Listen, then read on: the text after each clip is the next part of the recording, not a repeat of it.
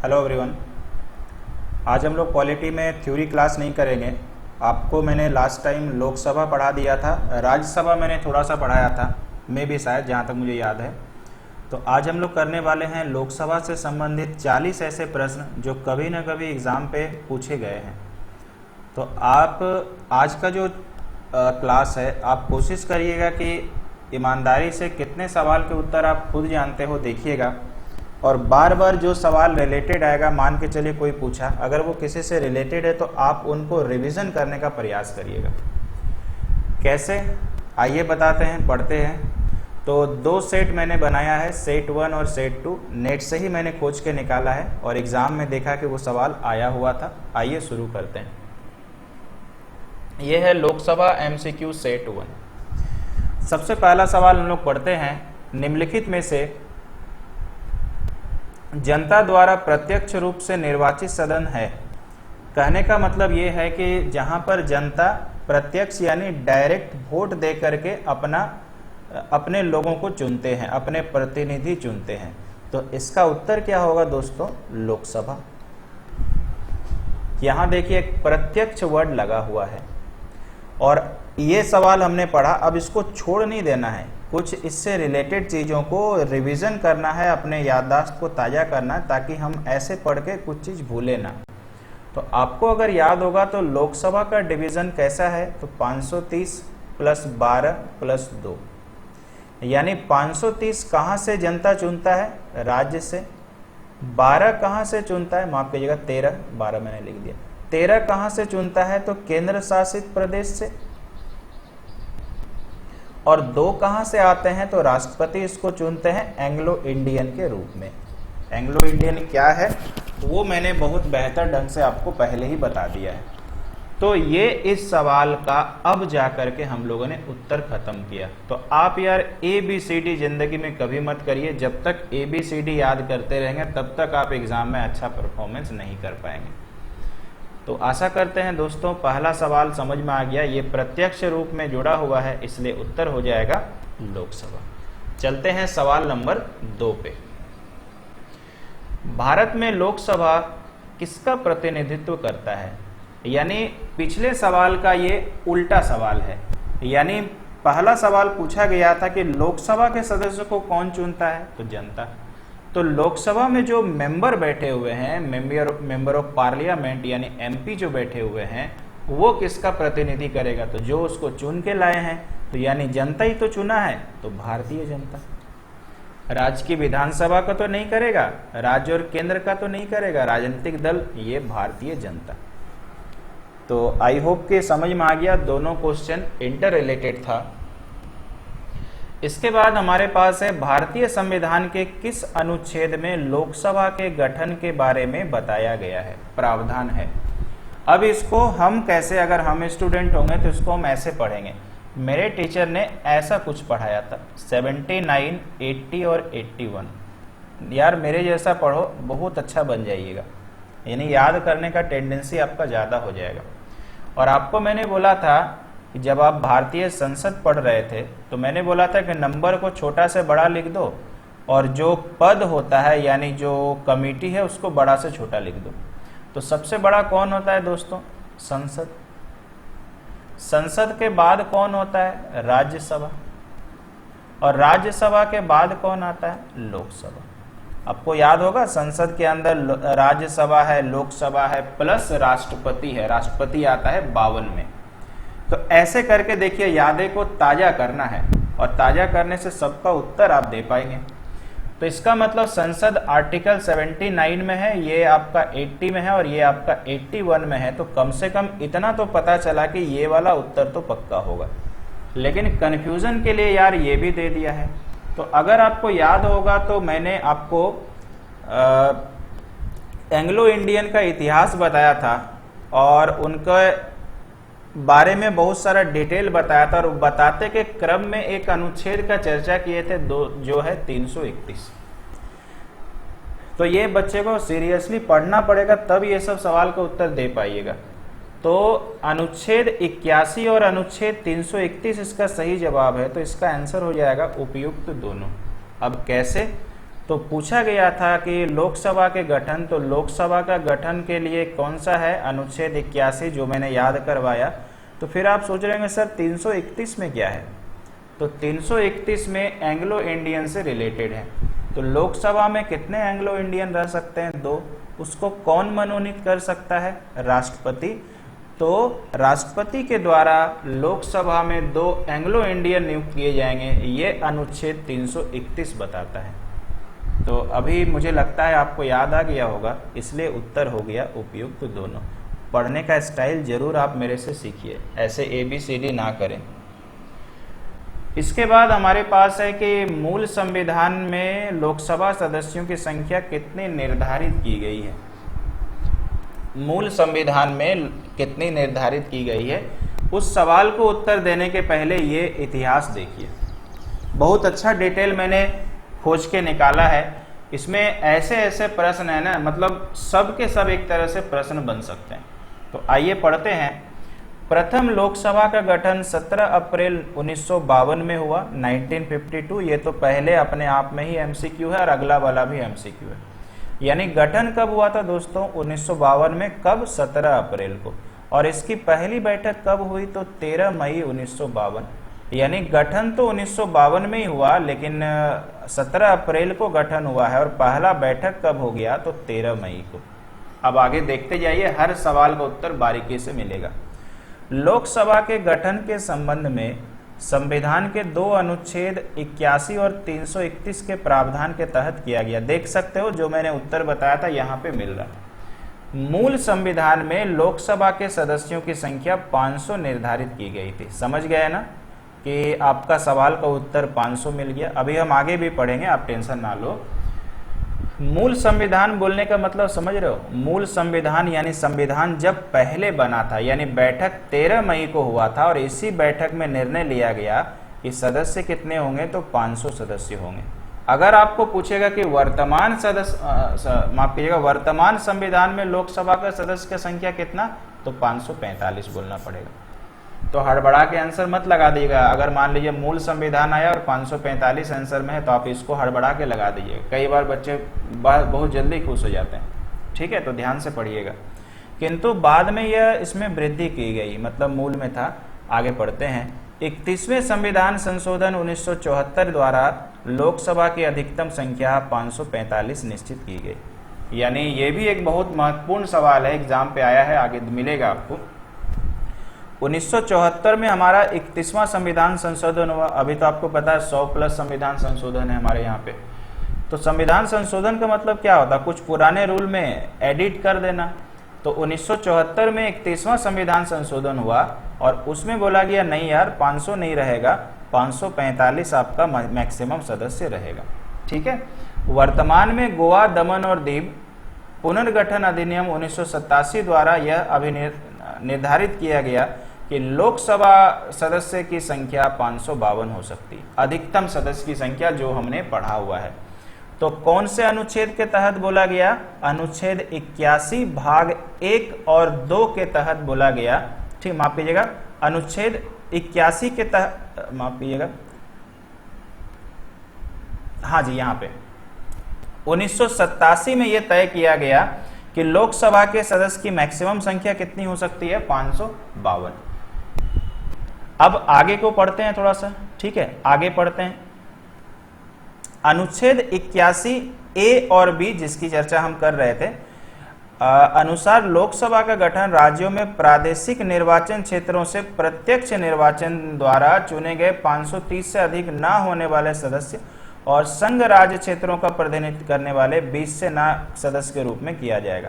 यानी अनुच्छेद 81 के 1 और 2 भाग के अनुसार यह तय किया गया कि 552 तो मैक्सिमम था 1987 में, जैसा आपने पढ़ा। इसमें तय किया गया था कि 530 राज्य से चुन के आएंगे और 20 जो है केंद्र शासित प्रदेश से चुन के आएंगे, और 2 तो आपको पता ही है। ये हम लोकसभा में ऑलरेडी पढ़ा के रख दिए हैं कि पहले आपका जो सवाल है 530, 545 वर्तमान में है, मैक्सिमम 552, ठीक है। चलिए, इस प्रकार लोकसभा में भारत की जनसंख्या द्वारा निर्वाचित 550 सदस्य हो सकते हैं। यानी ये भी एक अपने आप में क्वेश्चन है, आगे जाके मिलेगा आपको अभी थोड़ा कुछ देर बाद, कि लोकसभा में सदस्यों का जो वोटिंग होता है वो किसके द्वारा होता है, क्षेत्रफल के आधार पे जनसंख्या, तो आपको जनसंख्या लगाना पड़ेगा। तो 550 सदस्य हो सकते हैं, ये तो समझ गए। मैंने वोट देके 585 लोग हम लोग चुन सकते हैं मैक्सिमम, बाकी 2 तो राष्ट्रपति चुनता है। ये आगे देखो लिखा हुआ, अनुच्छेद 331 के अनुसार राष्ट्रपति की राय में लोकसभा में आंग्ला भारतीय एंग्लो इंडियन समुदाय को पर्याप्त प्रतिनिधित्व न मिला हो तो वह एंग्लो इंडियन के 2 व्यक्तियों को लोकसभा में नामांकित कर सकता है। ये हम आपको ऑलरेडी बता चुके हैं। लोकसभा की अधिकतम संख्या 552 हो सकती है 1987 के अधिनियम के अनुसार, ठीक है। और यह संख्या लोकसभा के सदस्यों की संदातिक गणना है, ये सब मैंने आपको बता दिया है 545 कैसे आता है, ठीक है। 530 राज्य के, 13 संघ शासित प्रदेश के और 2। तो अब आप पिछला सवाल को देख सकते हैं, मूल संविधान समझ गए 500। आगे चले। इसके बाद कहता है कि 31वें संवैधानिक संशोधन के द्वारा लोकसभा की अधिकतम संख्या कितनी निर्धारित की गई। तो यहां कंफ्यूज मत हो जाइएगा यार। देखो 31वां संविधान संशोधन के तहत कितना निर्धारित किया गया, 545। नहीं तो बच्चे जानते हैं क्या सोचेगा, ऐसे तो ऑप्शन में नहीं है, फिर वो पढ़ लेगा, ज्यादा उसका जोर इसमें चलेगा कि अधिकतम संख्या लोकसभा का कितना है। तो अगर गलती से 552 दिया है तो इसी पे मार के आ जाएगा। नहीं, ये नहीं, इसमें बोल दिया है कि 31वां संविधान संशोधन कब हुआ था, 74 में। तो इसमें कितना किया गया था, 545। देखिएगा कई बार कुछ वेबसाइट में गलत भी दिया है, 547 दिया है, ये गलत जवाब, ठीक है। आगे चलते हैं। लोकसभा की सदस्य की, माफ कीजिएगा, लोकसभा की अधिकतम सदस्य संख्या कितनी हो सकती है। तो यहाँ देखो कोई संविधान संशोधन वंशोधन कुछ नहीं लिखा है, यहाँ पे आपको बोलना है 552। तो 3 क्वेश्चन बैक टू बैक उसी स्लाइड से रिलेटेड था जो आपने डिटेल में पढ़ा। तो आशा करते हैं डिफरेंस क्लियर हो रहा होगा, कोई समस्या नहीं आ रहा होगा। आगे बढ़ते हैं।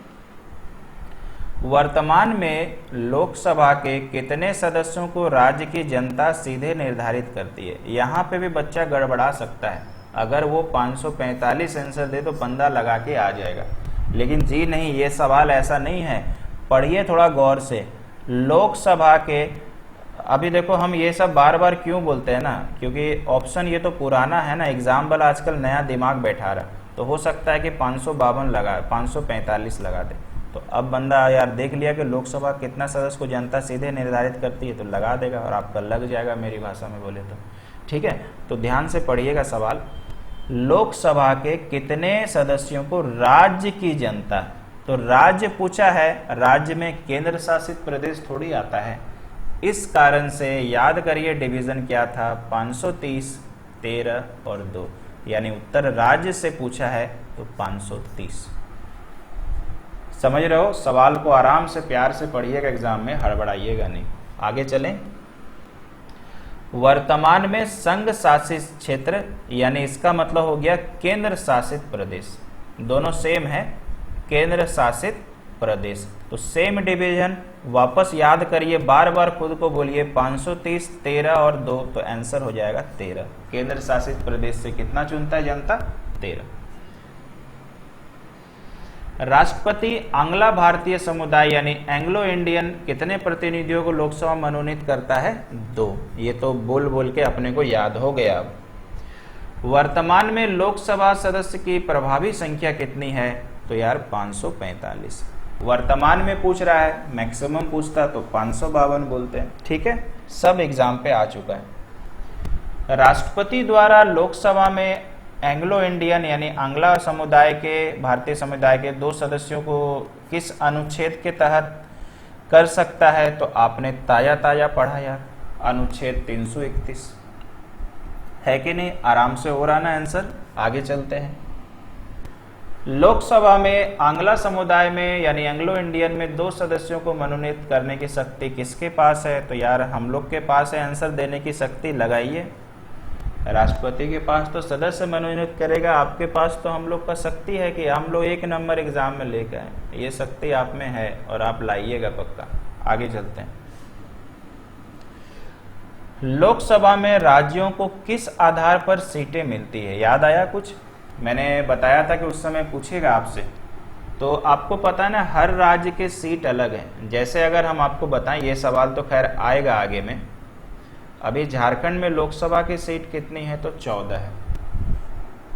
तो जनसंख्या के आधार पे सीटों का आवंटन होता है, जैसा कि मैंने बताया था। देखो हर क्वेश्चन वो स्लाइड से मिल रहा है, ठीक है। अब कोई बंदा यार गरीबी के आधार पे ना दे दे, ठीक है, इतना तो आप कमजोर बिल्कुल नहीं होंगे, ठीक है, कि गरीबी के आधार पे सीट मिलेगा। चलिए आगे बढ़ते हैं। वर्तमान में लोकसभा में प्रत्येक राज्य के लिए स्थानों का आवंटन निर्धारित है। तो स्थान का आवंटन जो है वो है 1971 की जनगणना के अनुसार। ध्यान दीजिएगा, 1971 की जनगणना के अनुसार स्थानों का आवंटन आधारित है। स्थान का माने कहाँ कहाँ से सीट निर्वाचन होगा। इसका डिटेल ये रहा आपके स्क्रीन के ऊपर। भारत के प्रत्येक राज्य को उसकी जनसंख्या के आधार पर लोकसभा सदस्य मिलते हैं, यानी सीट मिलते हैं आप कह सकते हैं। वर्तमान में यह 1971 की जनसंख्या पर आधारित है, जो मैंने आपको बताया। अगली बार लोकसभा के सदस्यों की संख्या 2026 में निर्धारित किया जाएगा। यानी अभी जो लोकसभा में 545 मेंबर हैं, ये कब तक 545 मेंबर रहेगा, 2026 तक। समझिएगा ध्यान से कि क्या पढ़ाया जा रहा है। यानी अभी में कितने सीट हैं टोटल मिला के, 545, या सदस्य कितने, 545। बात तो बराबर हुआ ना। अगली बार लोकसभा में कितना रहेगा, वो 2026 में निर्धारित किया जाएगा। यानी 2026 तक तो भैया इतना ही रहेगा। आशा करते हैं समझ में आया होगा। इससे पहले दशक के जनगणना के आधार पर सदस्य स्थान निर्धारित होते से, ठीक है। प्रत्येक दशक के माने हर दशक में जनगणना होता था। यह कार्य बाकायदा 84वें संविधान संशोधन से किया गया, ताकि राज्य अपनी आबादी के आधार पर ज़्यादा से ज़्यादा स्थान प्राप्त ना कर सके। यानी 84वां संविधान संशोधन में क्या किया गया, मान लीजिए कि यार हमारे झारखंड की आबादी बहुत ज़्यादा है। अब मान लीजिए जनसंख्या के आधार पर सीट बढ़ते रहा तो हम लोग वाला ज़्यादा सीट नहीं आ जाएगा झारखंड का। जैसे उत्तर प्रदेश की अभी बहुत अधिक है जनसंख्या, अब वहाँ पे हम ज़्यादा सीट ना ले लें। तो इसको मैनेज करने के लिए 84वां संविधान संशोधन किया गया। तो आई होप कि आपको समझ में आ गया। आगे चलते हैं। लोकसभा के निर्वाचन क्षेत्रों का सीमा निर्धारण पहली बार इनमें से कब किया गया, तो आपको याद रखना है 1972। दोनों सवाल में अंतर है, देखिए बताते हैं।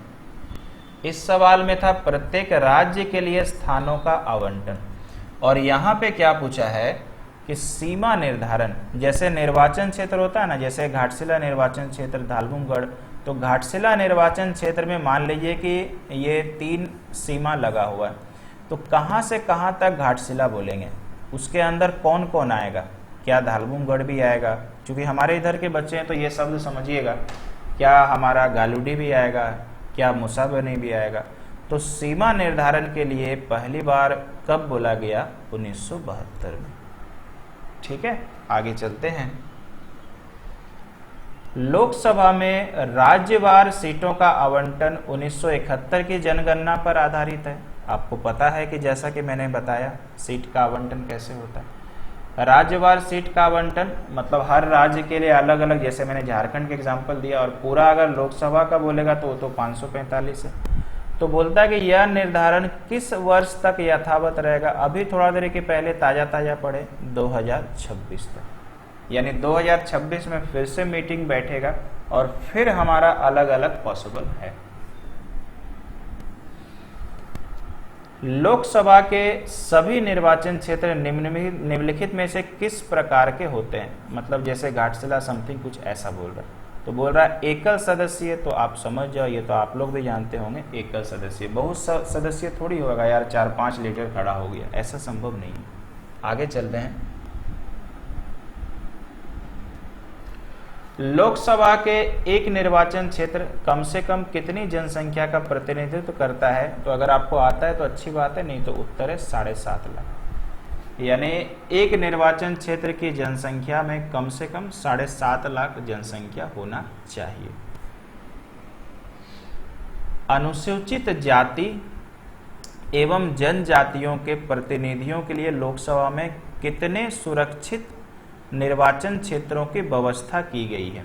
ठीक है, इसका जवाब मुझे बताइएगा क्या होगा। ये पहला सेट से पहला होमवर्क, क्योंकि अभी तक मैंने 20 सवाल है पहले सेट में, तो आपके लिए होमवर्क है। और इसके साथ बताइएगा कि ये जो निर्वाचन क्षेत्र की व्यवस्था की गई है, ये जो आप अभी पढ़ रहे हो, ये किस अनुच्छेद के तहत है?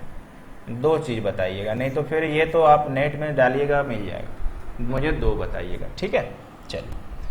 लोकसभा के लिए प्रथम आम चुनाव कब हुआ? ये तो आप जानते हैं, 17 अप्रैल 1952 मई में आपको पता है गठन हुआ था। ठीक है, आगे चलते हैं। यह है लोकसभा सेट 2। क्षेत्रफल की दृष्टि से सबसे छोटा लोकसभा निर्वाचन क्षेत्र कौन सा है? ठीक है, सबसे छोटा निर्वाचन क्षेत्र कौन सा है? तो यह है लक्षद्वीप, यानी सबसे छोटा, यानी बहुत ज्यादा कम जनसंख्या से रिलेटेड। आगे चलते हैं। इसके बाद बोलता है कि निम्नलिखित में से मतदाता संख्या के दृष्टि से देश का सबसे बड़ा, यानी मतदाता संख्या बोल रहा है ना, तो मतदाता संख्या के दृष्टि से ये है मलकागिरी।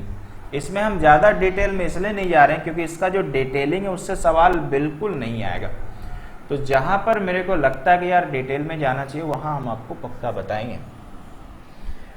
कौन से संविधान संशोधन राज्यों से चुने जाने वाले लोकसभा के सदस्यों की संख्या बढ़ाने से संबंधित है?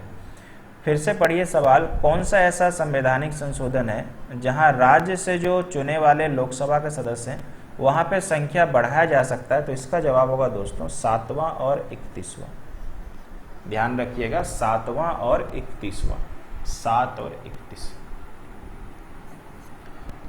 और इसमें क्या बताया गया है कि राज्यों से चुने जाने वाले लोकसभा के सदस्य की संख्या, मान के चले राज्यसभा का जो राज्य से जो लोकसभा के सदस्य चुने गए उसको हम बढ़ा भी सकते हैं। ठीक है,